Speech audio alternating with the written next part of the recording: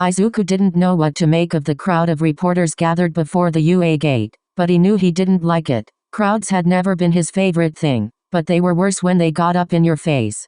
From his current position, Izuku could see a Chaco running away from them while Ida gave them a long-winded answer to whatever they had asked, so they must be harassing the students for comments about something or other. That said, one of the Brotherhood's tenets was hide in plain sight, so perhaps this would be good practice with little risk. Master Aizawa would certainly approve of impromptu training. Reaching into his bag, Izuku pulled out a hooded sweatshirt and ducking into an alley, slipping it on. The boy flipped the hood up and slouched a little, making himself small as Master Aizawa had trained him to do. Cover the face, he reminded himself. Be small, just walk, keeping his breathing even. He entered the crowd. Reporters didn't think twice about him, the student slipping between them.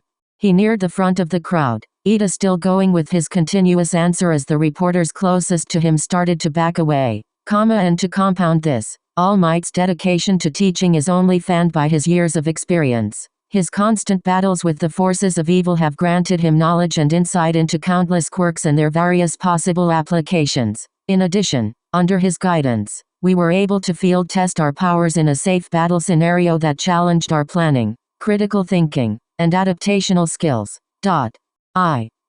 Well, the female reporter tried to say. In fact, it was likely the most informative class so far. There is only so much one can do without truly testing their mettle and limits against their peers. Because we were divided into pairs, there was also a teamwork aspect that, for some, brought them soaring to victory or falling into defeat. Teamwork, however, only proved so helpful as there was a rather large disparity in raw power in the case of some students, and a few of us had poor matchups. As All Might told us, our time within this learning institution is the time to make mistakes where the consequences are not so dire as they would be in true combat with villains. Why? Didn't he need to breathe? Deciding to have mercy on the press, Izuku pushed past the woman who couldn't get a word in edgewise and strode his way toward Ida. The walking dictionary didn't notice the shorter student until Izuku looped an elbow in his, dragging him backwards. Only when Ida's speech was interrupted did silence reign for all of 3 seconds as the crowd processed the end of the verbal deluge. From one of the windows above, Aizawa nodding approvingly. Midoriya. Ida blinked. What is the meaning of this interruption? Are you a hero student? The female reporter yelled, rushing forward in the hope of catching the hooded teen. Can you give us a comment about All Might as a teacher? Izuku ignored her, dragging Ida through the gate. Hey lady, wait. Another journalist shouted. Are all the hero students this rude? The woman taunted, hoping for a reaction. To think that you An alarm blared, cutting off the woman. A steel wall rose from the ground, sealing off the gate, but it did not stop at one. More rising barriers forcing the woman to backpedal lest the steel crush her against the top of the gate. When it was over, there was 10 feet of steel between the press and the students that had just entered. What is the meaning of this? That's the UA barrier, the man who had shouted explained. It keeps out anyone who doesn't have a student or teacher ID. That can't be legal. The woman complained. How is UA able to get away with such secrecy? They could be hiding any number of immoral practices, and it's our job as the media to expose such things. It's a closed campus, the man sighed. Besides, I don't think they're doing anything like that. They are the top hero school, after all. For homeroom today, I'm giving you all an assignment. Aizawa began, his words sending a nervous sweat down the spines of every student in the classroom. You need to pick a class representative and a vice representative by the end of homeroom. That's so normal. Kaminari gasped aloud, the rest of the class silently agreeing. Have you a process for selecting a student for such a prestigious position? Momo questioned, one slim hand raised. I don't care how you do it, just do it before I wake up from my nap. Aizawa tucked himself into his sleeping bag, flopping over on the ground with a whomp. Izuku blinked, wondering if he was always this tired or if his nightly duties as an assassin are what caused this. I'll be the class rep. Bakugo yelled, an explosion punctuating his words. You extras need a goddamn powerhouse like me. Nah, pick me. Mina Ashido said. I'll lead the class with style. I want to be class rep. Hantasero put in. Non. Moi. Yuga Aoyama argued. Je vais diriger cette classe avec des aides in cells. Not being able to speak French, the rest of the class ignored him. Izuku sat there, watching the chaos. Neither he nor Tsuyu raised their hands or threw their names in the ring, both knowing that duties as a class rep would cut into their assassin training. In that aspect, he had little concern over who took the title of class representative as long as it wasn't Bakugo. He was also soured on the idea of Aoyama taking the position, but that didn't seem likely. Everyone, silence yourselves, Ida called out, his hand shaking as he raised it as high as it could go. We are students at the respected school of UA. Such fruitless bickering is beneath us. But you want the position as much as the rest of us, Kirishima pointed out. That is true, Ida confessed, lowering his hand. Still, I believe our best course in this endeavor is to hold a secret vote. But everyone could just vote for themselves, Jiro thought aloud. Indeed, but that means that anyone who receives more than one vote already has the respect and trust of their classmates. We've only known each other for, 2 days at most, Kirishima commented. That's not a lot of time to learn to trust each other. There's a vice rep position to fill, too, Izuku noted. Why don't we each have 2 votes and work on an honor system that the second vote has to be someone else? Then everyone can have at least 1 vote for themselves if they want it. An excellent idea, Midoriya, Ida agreed. Are there any arguments? Yeah, I got one, Bakugo said, standing. Why the hell are we even listening to this quirkless loser? Clearly I'm the only good choice for class rep. By insulting your classmates, Ribbit, you're deeming yourself unsuitable. Tsuyu piped up. The fuck you say, frog bitch. Let the votes speak for themselves, Bakugo, Izuku growled, turning an eye on the blonde. If our classmates think you're a good pick, then they'll say so. Personally, however, I'll give you whatever the opposite of an endorsement is because you are the worst possible choice. Shut up, Deku. No one gives a fuck what the quirkless loser has to say. That is incredibly rude. Ida cried. Pardon me, Bakugo, but your attitude is completely out of line. Momo stood, looking down her nose at the explosive teen. Disparaging your peers is the worst thing a representative can do, and should we elect you as our dignitary to the other classes, the shame that would fall upon us would be insurmountable. As heroes, members of society whose duties to the population may even come to self-sacrifice, we must learn to lead and serve the people with utmost manners and care. You, Katsuki Bakugo, have embodied neither of those ideals in the little time we have known each other, leading me to believe you never have. You don't know anything about me, Boobs McGee, Bakugo scowled, Momo recoiling as she held her chest self-consciously. I'm gonna be the best goddamn hero to ever walk the earth, surpassing even All Might. Got that? Just get this damn vote over and done with so I can claim my title. Momo sniffed, turning away. Very well then. 5 minutes later, the votes counted. Several students found themselves staring at the board in shock. Most everyone did have at least 1 vote, but 2 names had risen from the rest.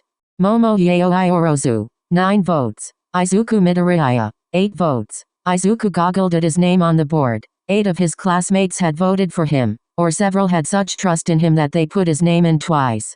His own votes had gone to Ida and Achako. For a moment, he considered turning down the nomination for Ida as the runner-up with 3 votes, but perhaps it would be better to keep an eye on Momo lest she end up spreading Templar ideology through class meetings, even unintentionally. No one gave me a goddamn vote, Bakugo demanded, his desk exploding under his palm. He didn't seem to realize that the question revealed that both of the votes that had gone to him were his own. And you extras voted for the Deku the fuck. Midoriya earned 1 of my votes, Ida commented. He performed incredibly well in both the entrance exam and the battle trials we had. In particular, his self-sacrificial mentality in the battle trials tells me that he will give his all as one of our class representatives. I had a similar reasoning, Momo agreed. So, it's decided. Aizawa asked, cutting off Bakugo's coming rant. The yellow caterpillar that was their teacher sat up and turned his tired, bloodshot eyes on the class. Yaoi Orozu, Midoriya, I expect you both to respect the rules and lead this class to the best of your abilities. Understood. Too late to turn back now. Yes, Aizawa-sensei. Compared to heroics yesterday, today's classes are kinda boring, Achako commented at the lunch table, the brunette poking her rice with her chopsticks. Izuku didn't know how to tell her she had a couple pieces of rice stuck to her cheek. I mean, I get why we need to learn quirk law and all that, but it's not as cool as getting to actually use our quirks. I can understand your frustration, Ida said. However, we must hone both our minds and bodies for the rigors of hero work if we wish to succeed for both ourselves and the people we will rescue. Alongside that, we must learn the limits of force so that we do not overstep the natural rights all, including villains, are given as human beings. As heroes, we must protect everyone, even if that means saving them from their own actions. I guess, the girl agreed. It just seems, I don't know, seems weird that we're so concerned with villains' safety when they might be trying to kill us. Eureka does have a point, Izuku commented. Some of the quirk laws are a bit out of date considering quirks, on average, become stronger with each generation. I'm almost worried the regulations may lead to innocent casualties while heroes pursue other avenues. But we must be paragons of shining light against their darkness. Ida argued. If we resort to such lethal methods without exhausting every other option, then we are no better than the villains we face. I'm not saying we go straight to lethal. Achako countered, but Izuku did not hear the rest of her words. Ida's statement bounced around his head, reminding him of the only reason he had managed to earn his place in UA. If we resort to such lethal methods without exhausting every other option, then we are no better than the villains we face. The statement hurt, showing Izuku that Ida, at least, would never see eye to eye with any assassin he were to meet. Izuku chewed on his food, keeping his mouth full so he wouldn't mutter. Ida was proving to be a good friend, but he is also one classmate he could never trust his secrets to, no matter how good a guy he is or how wonderful a hero he became. In fact, his paragon of light and saving people from their own actions ideas almost had undertones of Templar ideals. Thankfully, Master Aizawa had not said anything about the Ida family having ties to their order, but they could be approached at any point. Izuku would need to keep an eye on Ida and hope that his altruism was never warped into a misguided sense of needing to control the people for their own safety. You agree with me, right Izuku? The Verdant blinked, looking up from his lunch at Achako's question. Sorry, I spaced out for a minute. What did you ask? Don't you think Ida sounds like a rich kid? That's preposterous, said Boy said. I vocalize like any other student. No, you speak like Yaomamo, Achako rebuffed. And we all know she's got cash. Well, the Ida family are all pro-heroes, Izuku supplied, so it makes sense for Ida to be more well-off than others. You found me out so quickly, the dark-haired student sighed. Yes, I admit my family is in no need of more income. My entire family consists of pro-heroes. In fact, my older brother Tensei is the turbo hero, Ingenium. That's amazing, Ida. Achako grinned. It must be so cool to grow up with heroes in the family. If you were trying to keep it a secret, you weren't trying too hard, Izuku chuckled. I mean, the Ida family is pretty famous in the hero world, so any hero nerd like me would recognize the name. Yes, well, Ida began only for red lights to start flashing. The school intercoms beeped. A mechanized, feminine voice saying, "Warning, Level 3 security breach. All students please evacuate in an orderly fashion. Repeat, Level 3 security breach." The cafeteria had gone silent with the announcement, but noise quickly returned in a cacophony of yelling and screaming as students rushed for the doors. Ida grabbed the shoulder of a nearby upperclassman, interrupting his movements. "Pardon, what is a Level 3 breach?" He asked. "It means someone got past the UA barrier," the student explained. "This has never happened in my 3 years here. It could be a villain attack. We need to go." Eureka, Ida. Izuku yelled, the mass of people separating him from his friends. In the glimpses he could see of them, they were also separated from each other. He could see flashes of familiar hairstyles in the crowd, his classmates as well as other hero students trying to calm the mob of people to no avail. Izuku gasped. Someone slamming him against the wall. Decorative ridges dug into his back, but it gave the boy some room without having to focus on all sides. His eyes glanced around, eventually landing on the windows high above that let in natural light. Perhaps, if he could see what had caused the alert, he could direct the other students so no one got hurt needlessly or ran into danger. Turning away from the crowd, Izuku jumped, his fingers finding purchase on the walls. Carefully but quickly, he climbed, making his way higher and higher while trying to not think about how much it would hurt if he fell. It felt like an hour but was more like a couple minutes before Izuku settled himself by the window, wedging himself in a corner. He activated his eagle vision. There was a cloud of mixed colors, all dulled nearly to the point of inconsequence, crowding around a pair of blue figures Izuku recognized as Master Aizawa, or Aizawa-sensei when he wasn't wearing his assassin robes, and present Mike. The people in the front had microphones and cameras shoved in the heroes' faces. The press, of course. Luckily, that meant this was not a villain attack, so there was no need to panic. Still, Izuku needed a way to get this fact out to everyone before someone was trampled. His eyes scanned the students, looking for his allies. Two in particular took on the golden glow of this target vision, making Tsuyu and Jiro easy to see. Not only that, but they were together alongside Momo, she and Tsuyu having pulled Jiro onto a table so the shorter girl would not be crushed. A bad idea came to mind.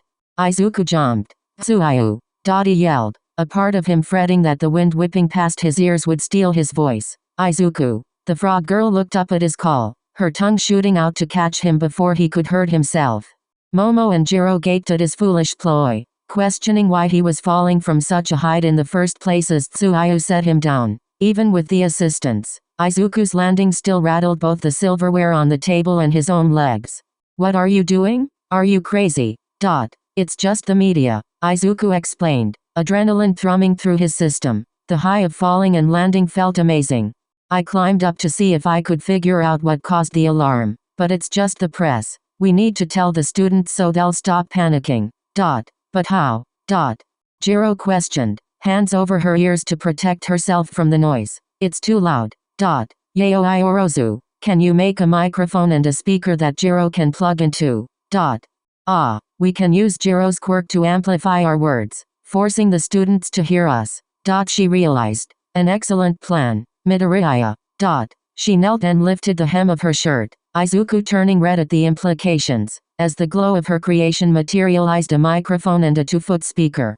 Jiro's jacks moved, plugging into both as Momo handed a still blushing Izuku the smaller of the two. Everyone calm down. The verdant ordered, his voice magnified. Its volume was so great that there was a round of feedback, forcing students to stop and cover their ears. Izuku used that silence to forge ahead. It's only the media. This is not a villain attack. Even if it was, you are all students of UA. Act like it. We shouldn't panic at the drop of a hat. The room as a whole relaxed, an almost palpable sigh coming from the crowd as Izuku handed off the microphone to Momo. She seemed far more comfortable with all these eyes on her. Everyone, please return to your classes in an orderly fashion, she said. Let the teachers handle this situation without interfering or causing trouble. Thank you. Izuku finally relaxed as the murmuring of the crowd began to file out into the hallways. Several of his classmates made their way to the group as the Verdant girls climbed down from the table. That was pretty manly, Midoriya.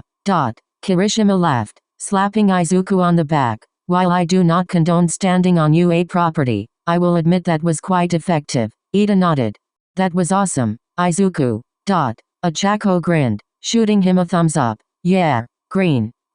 Ashido agreed. I saw that crazy jump you did. Mad hops. Where'd you learn to do that? Well, Izuku muttered, scratching his cheek. I needed to make sure everyone could hear me and I trusted that Tsuyu and the others wouldn't let me splat. I just had to take a leap of faith, you know. The group meandered back to their classroom under the rushed insistence of Ida, the teen demanding that they must make and follow their own example rather than standing about. As they did so, however, Izuku felt a shiver go down his spine, something telling him that he was being watched. Recruit Midoriya, Master Aizawa said, staring down on his two students dressed in robes trimmed in green. The one with the darker trimming fidgeted. Would you care to explain that little stunt of yours in the cafeteria that I heard about? Izuku stumbled over his words, trying to explain his reasoning.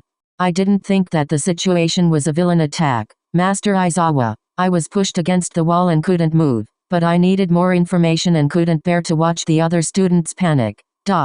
So, what did you do?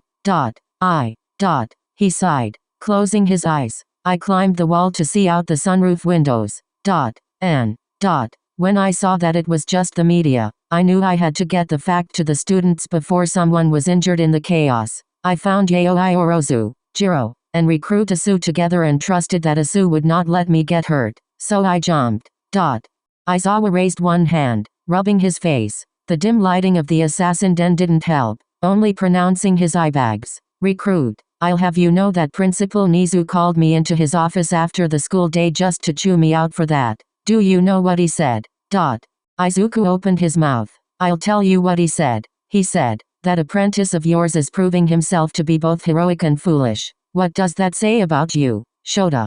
That's what Nizu said to me. Izuku blinked. How does he know you trained me, Master Aizawa? Your little stunt. Probably, Aizawa admitted. Nizu knows all about the war between the assassins and Templars and chooses to not take a side. He likes this game where he tries to find out who in each new class are trained by each. It usually takes him until the sports festival to nail them down. But you, Recruit Midoriya, have set the record for the quickest to out yourself. He turned to the other student. Currently, Recruit Asu. He suspects you alongside 7 others between both classes but has not made a final decision. Thank you for your discretion. Yes, Master. Ribbit. She paused. Is there something else you wish to discuss? Ribbit. There is, and it's not too nice a topic. Before we get to that, is there anything either of you wish to report? Izuku hesitated, turning Aizawa's eyes on him. I believe I do. Then out with it. Recruit. I fear the Ida family may be at risk of being lured into the Templars. The master assassin quirked an eyebrow. Do you have proof of this? Nothing concrete. Izuku admitted, detaching himself from his emotions and forging ahead before their teacher could stop him. Eureka and I sat with him at lunch today and our conversation drifted to the quirk laws. Some of Ida's ideas and sentiments reminded me of the lessons we've had on Templar ideals. If his brother Ingenium were to become a Templar, I'm sure Ida would follow without hesitation. Aizawa considered his words for a minute, his eyes closed in thought. He was silent, a lack of motion causing Izuku to question if he'd fallen asleep standing up. Finally, his eyes opened. I see. I will pass your concerns to Mentor. We will have someone discuss ideals with Ingenium in the coming days and see if he's, and by extension his family, are at risk. Thank you. Izuku nodded, not trusting his voice. Is there anything else? No, Master. Ribbit. Tsuhayu said Izuku, shaking his head. Good. Now, follow me to the lounge. The lounge had a pair of assassins when the trio entered. The 2 that had been there already reaching for their weapons instinctively only to relax a second later. Noting the makeup of the group, they filed out, leaving Aizawa and his students alone. He gestured, reminding Izuku of when he did the same thing upon the start of his and Intelli's month-long boot camp under the man. How should I put this? The master assassin muttered to himself as Izuku and Tsuhayu made themselves comfortable on the couch. Well, it's what you've been training for, so I guess it shouldn't be that much of a shock. Recruits Asu and Midoriya, Mentor and your teachers have decided it is time for you to join Master Assassins on proper missions. Izuki jolted Anne, though not as obvious. Tsuhayu frowned. You will not be sent on any mission in which we expect you to take a life, but you will witness death and we expect you to fight if things go south. Is that understood? Yes, Master, the students answered. Good. The first mission you all will join in a raid on a Templar warehouse we discovered at some docks. That will take place this coming Friday night. Barring any unforeseen circumstances, we expect you to be here in the den at 1000 hours ready to go. Now go finished your homework. Dismissed. Friday came quickly, the days passing with little fanfare. The end of the week was, however, a special occasion on more than one front. After lunch, Aizawa had the class grab their hero costumes and head to a bus for a field trip with a focus on rescue training. Izuku was one of the first to finish changing, the boy stepping out with his hood shading his eyes. Momo, Tsuhayu, and Ida were already standing by the bus, the male of the trio petitioning a seating chart he had made to their class rep. In this way, the overall weight distribution will be even, maximizing fuel efficiency while also allowing for different viewpoints to interact. Ida. Izuku asked as he drew close. The taller student turned to him at the sound of his name. A question. What query do you have, Midoriya? Do you know what the inside of the bus looks like? Well. Ida paused. I assume it would be similar to the standard school vehicle. That only makes sense. This is UA. Does anything have to make sense? Mentally, he added. I mean, I've joined a shadow war with classmates and teachers as enemies. I'm not lucky enough for even the buses to be normal. That could be a valid point, Ida admitted as more students stepped out in their costumes. As the last student appeared, Aizawa made himself known by the front of the bus. All Might landed next to him, Izuku's trained eye picking up that the buff hero was breathing heavily but trying to hide it. Don't waste time, Aizawa said, knocking on the door. Get in and sit down. We leave as soon everyone's settled. Unfortunately for Ida, the bus had an open layout. The only silver lining there was that he was not in charge as a class rep, so there was no guarantee they would have used his plan in the first place. The bus itself was self-driving, but All Might placed himself in the front compartment away from the students while Aizawa stood at the front of the open area. Izuku found himself sitting on a bench between Tsuyu and Kirishima. I still can't get over the fact that All Might is one of our teachers, the redhead commented with a grin. I mean, this is his first year at UA as a teacher, so that means we're part of the first class that he's ever had. How many people can say they were trained by the #1 hero in the world? It is pretty cool. Tsuyu agreed. But, Ribbit, we don't get him for many classes. I guess he's only part-time? And he's probably split between the other grades, too. He does still have hero duties, doesn't he? Sato questioned with a hum. It must be nice to have a power that lets him leap tall buildings and change the weather with a single punch. Most of the top heroes have flashy powers. Toru put in. I wish my powers were that eye-catching. I feel like most of the time people don't even see me. Well, you are literally invisible, Shoji muttered. Hey. My naval laser is the height of flashy powers. Aoyama sparkled. Maybe, but it doesn't make you look that good when it gives you a tummy ache. Mina giggled. Aoyama hung his head, an almost physical dark cloud appearing around him. If we want to talk about flashy powers, then Bakugo and Todoroki blow the rest of us out of the water, Ajiro said, pointing his tail toward the back of the bus. Yeah, but we all know Bakugo will never be popular, Kaminari chuckled. What was that? You deficient light bulb, Bakugo growled, standing up to lean over a safety rail. His hands popped with tiny explosions. The electric teen raised his hands with a small smirk. I'm just saying it means something when we've only known you for a week and we're all aware your personality is flaming crap with an extra helping of trash. I'll fry you to a crisp. Sparkplug. Izuku had to cover his mouth to keep from chuckling, lest Bakugo turn his wrath back to his original punching bag. I mean, they aren't wrong, Ribbit. Tsuyu added with a grin, her tongue sticking out the side of her mouth. You wanna go? Frog, I'll dry you out into a goddamn tadpole. I don't think that's how that works. Kirishima laughed. Aizawa watched the whole byplay with half-lidded eyes. You would think they could find something more productive to do with their time, Momo whispered. Maybe, Achako replied, but you gotta admit it's kind of fun to listen to. Everyone quiet, their teacher ordered, the bus coming to a smooth stop. We're here. Get out.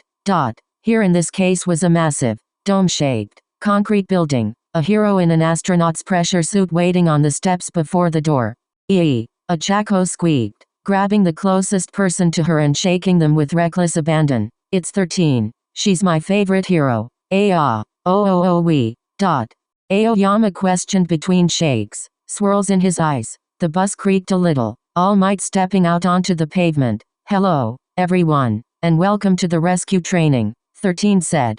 Behind me is a building of my own design. I call it the Unforeseen Simulations Joint, or the USJ for short. Like Universal Studios Japan, every student mentally questioned. Anyway, the space hero continued. I know you all are eager to get started, but I have something to say before you do. Well, maybe 2, 3, possibly 4. To start, do you all know what my quirk is? It's black hole. Achako piped up, a hand raised. You can suck up and destroy rubble by just pointing at it. You've used it to save hundreds from natural disasters. That's right, 13 nodded. I use my powers to rescue people because I'm a hero, but it's also a power that could easily kill someone if I'm not careful. That one statement killed the mood, a heavy air falling over the students. Several looked like someone had slapped them with a fish. This might not apply to all of you, but many powers, especially those more suited to hero work, are destructive and dangerous. One wrong move could cripple a person or worse. Judging by your expressions, I can tell some of you are realizing this about your friends or yourselves. I know there is only one or two of you whose quirk could not be used to end someone's life, even on purpose. All the same, you must learn that every action you take will have a consequence, possibly one you did not intend. That is why we have brought you all here to the USJ. Here, you can find the limits of your powers and learn how much you may need to hold back so you don't end up accidentally killing a villain or a victim. Are there any questions?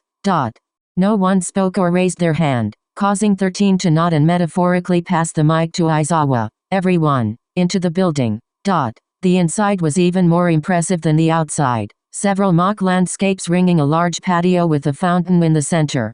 On one side was a ship in the midst of sinking. In another, a rocky mountainside. In another, a dome labeled downpour. In another, an earthquake-damaged city. Another, a burning conflagration. And more besides. It's as impressive as the first time I was here. All Might grinned, entering last and having to duck to do so.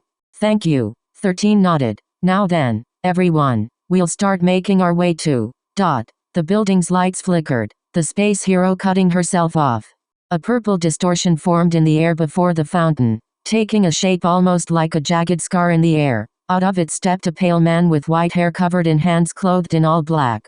He was only the first. A plethora of humanoids following him through the portal. Beings of all shapes and sizes appeared one after another. Izuku's eyes picking out hammers for hands to shark heads to one guy that had a lion coming from his stomach. The largest of the bunch was pitch black, a hulking mass of muscle with a bird's beak and an exposed brain. Those are some crazy effects, Sensei, Kaminari commented. Those aren't special effects. Aizawa denied all. 3 pro heroes placing themselves between the group and their students. The purple portal shrunk, taking the form of a man similar to a flame the same color with 2 yellow lines where his eye should have been. Those are actual villains.